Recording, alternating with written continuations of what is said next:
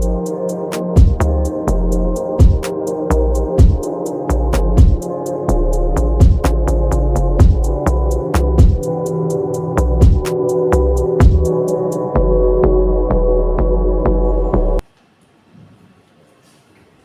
adik-adik, selamat siang untuk kita semua. Terima kasih atas waktu dan kesempatan yang telah diberikan kepada kami. Di sini kami akan menjelaskan materi PAK kelas 2 SMA dengan judul Sifat-sifat gereja. Pada materi saya persilakan. Selamat siang adik-adik sekalian. Apa kabar hari ini? Semoga kalian semua dalam lindungan Tuhan. Baik, hari ini saya akan menjelaskan materi yang berkaitan dengan sifat-sifat gereja. Yang pertama itu gereja yang satu. Berkaitan dengan gereja yang satu, kita mulai dengan pengertian gereja yang satu. Bahwa gereja yang satu adalah gereja yang percaya akan kehendak Allah sebagaimana tertulis dalam kitab suci. Bahwa orang-orang beriman kepada Kristus hendaknya berhimpun menjadi umat Allah dan menjadi satu tubuh gereja Katolik. Percaya bahwa kesatuan itu menjadi begitu kokoh dan kuat karena secara historis bertolak dari penetapan Petrus sebagai penerima kunci kerajaan surga. Dan yang kedua, makna gereja yang satu. Di sini kita mengetahui bahwa gereja yang satu karena bersatu dalam iman, pembaptisan, perayaan Ekaristi, dan pemimpinan di seluruh dunia. Kesatuan ini harus dibina dan dijaga, dipelihara dalam semangat saling mengampuni dan menghormati. Kesatuan ini bukan keseragaman yang dipaksakan atau tidak mengindahkan kebebasan wajar gereja-gereja partikular.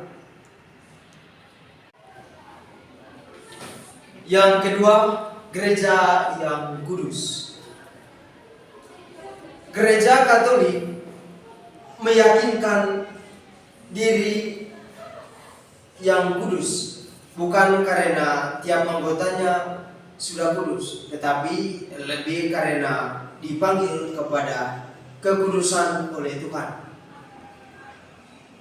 Hendaklah kamu sempurna sebagaimana Bapamu di surga sempurna adanya. Hal ini juga kita dapat lihat atau kita bisa mengetahuinya dalam kitab suci, dalam Injil Matius bab 5 ayat 48. Perlu diperhatikan juga bahwa kategori kudus yang dimaksud terutama bukan dalam arti moral tetapi teologi, bukan soal baik atau buruknya tingkah laku, melainkan hubungan dengan Allah. Ini tidak berarti hidup yang sesuai dengan kaidah moral. Tidak penting, namun kedekatan yang ilahi itu lebih penting. Jadi kita lebih memilih untuk mendekatkan diri dengan Tuhan. Hal ini sebagaimana dinyatakan, kamu telah memperoleh urapan dari yang kudus, yakni dari Roh Allah sendiri. Gereja yang Katolik. Katolik dari kata Latin Catholicus yang berarti universal atau umum, nama yang sudah dipakai sejak awal abad kedua Masehi.